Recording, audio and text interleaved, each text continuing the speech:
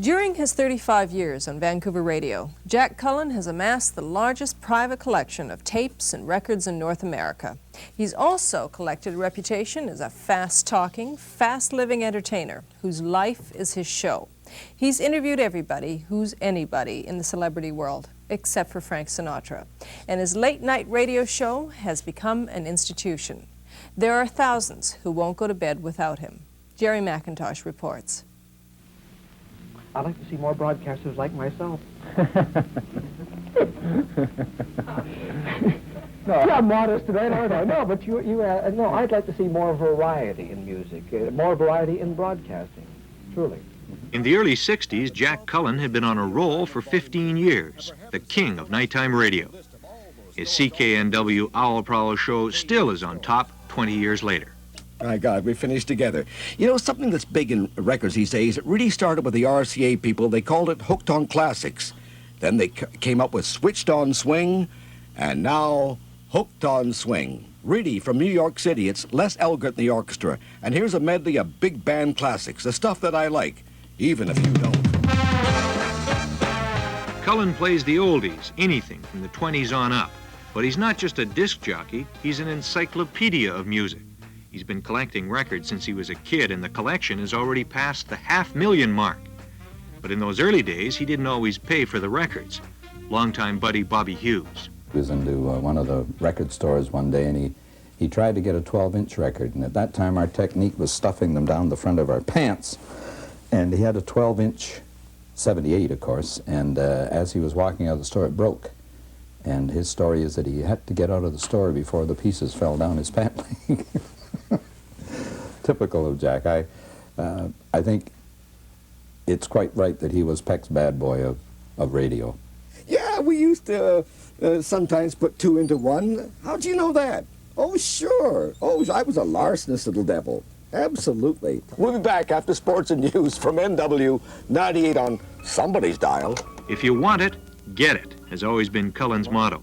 After he got out of the Navy in 1945, he wanted to become a broadcaster, but he was told he'd never make it, that his voice was too high. He persevered and eventually landed a job at CKMO, now called C-Fun. I started at $65 a month at CKMO, and eventually I said, hey, this is no way.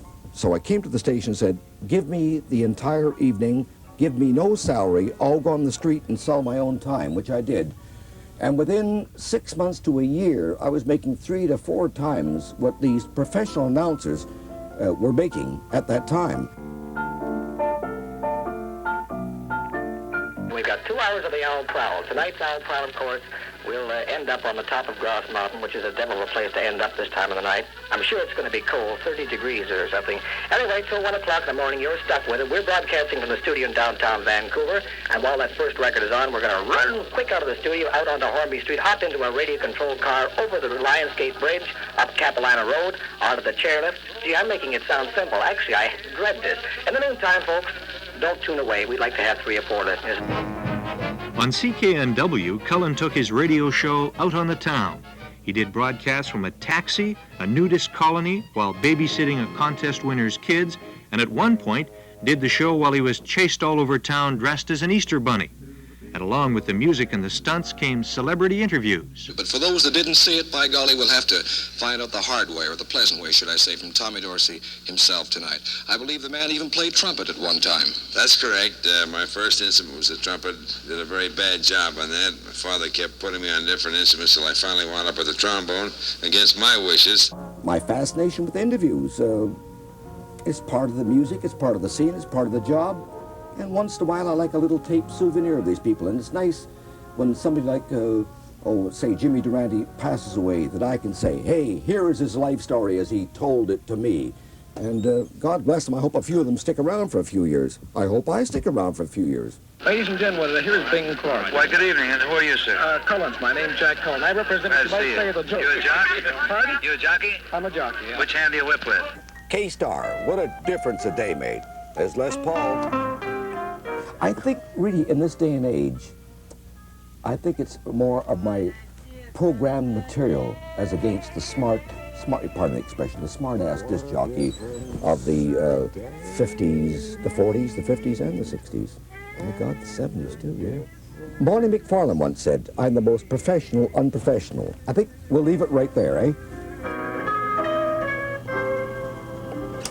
K-Star, and she hasn't been here since, my God, it must be about 1955, the old days of the Cave Theater restaurant. Well, I mean, it's just you. I'm not asking the whole troupe. I just want Jack Benny on the Owl Prowl, that's all. I think $35, I think I'm giving you quite a bargain. Jack, 15 is all the management will go for. I'll tell you 15, and I'll throw in a free hamburger at the white spot. How's that?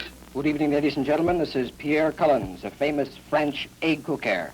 And this is Joy Cullen, who's going to tell us what this is all about. This is what they call the egg alarm. In 1954, television was the new medium, and Jack Cullen gave it a shot, doing movie introductions on KVOS Bellingham, the first station to broadcast in Vancouver.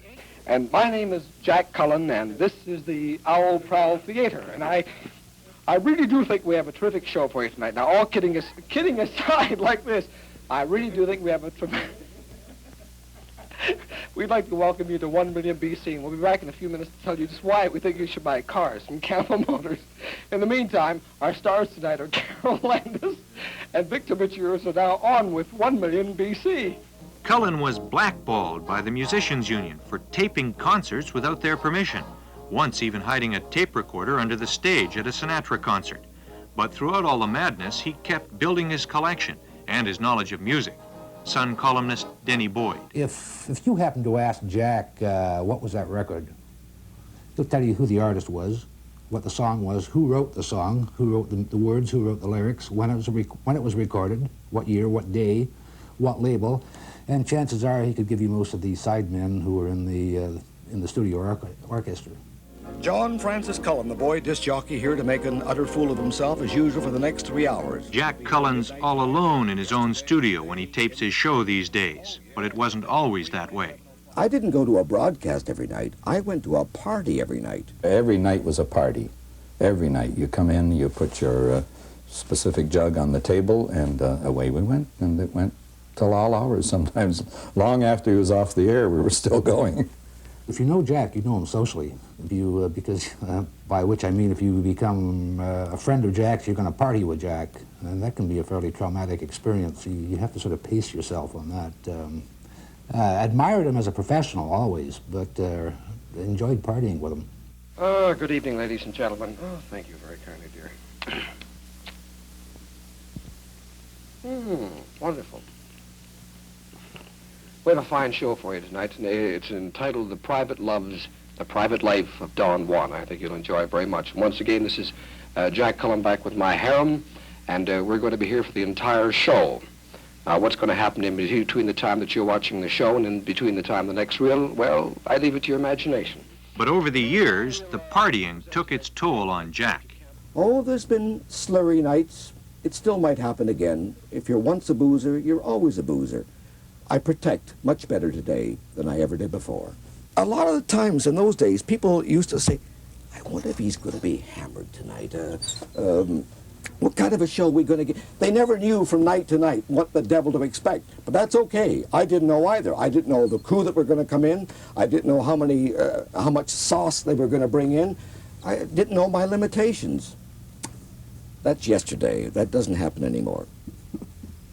Oh, I miss it.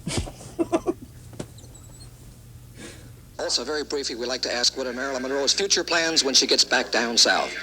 Well, to finish this picture, and then there are plans to go to Korea, which I'm looking forward to very much, even though with the truce and all, they say they still need entertainment very badly over there. I broke the rules at a time when you couldn't say damn or hell in the air, which you can now. That was a no-no. I remember one night after a hockey game that I was so incensed that the hockey went so far overtime, and selling my own time, I had to work even later to get all the commercials in. I can remember opening up with a tune called I'm a Rambling Wreck from Georgia Tech and a hell of an engineer, a hell of a hell of a hell of a hell of a hell of an engineer. And Bill Ray blew his cool on that one, and he called up and says, you're fired. Come on over and get your severance pay tomorrow. I went over, and it was huggy again.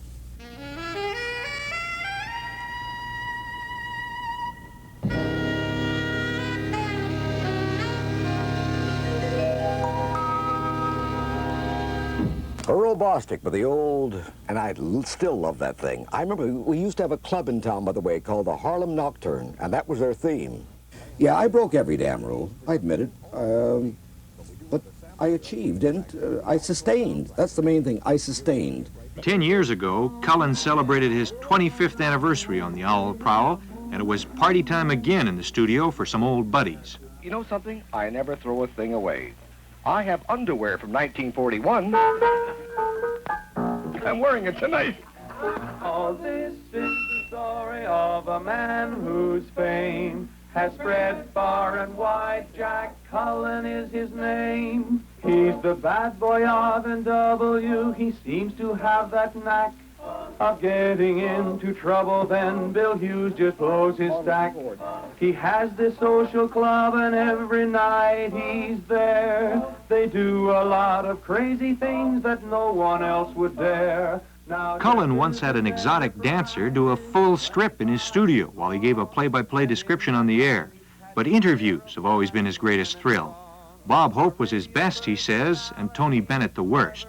His main regret, though, is that he has yet to talk to old Blue Eyes himself, Frank Sinatra. But through all the years and all the beers, Cullen has a handle on why he's still going. I'm working for a station that's given me what I call elbow room, and that is such a blessing. They never tell me what to play, they never tell me what to do, they seldom ever give me a slap on the hand. I've got my back to the wall. I've chosen to stay with nighttime radio because of what we were saying. The only real, and I mean this, probably the only real freedom in radio broadcasting is nighttime broadcasting these days. I'm firmly convinced, and that's why I've always stuck with nighttime radio. And he's still there. Those were the days, my friend, we thought they'd never end. We'd sing and dance forever and a day. We'd live the life we choose, we'd fight and never lose. Those were the days, oh yes, those were the days.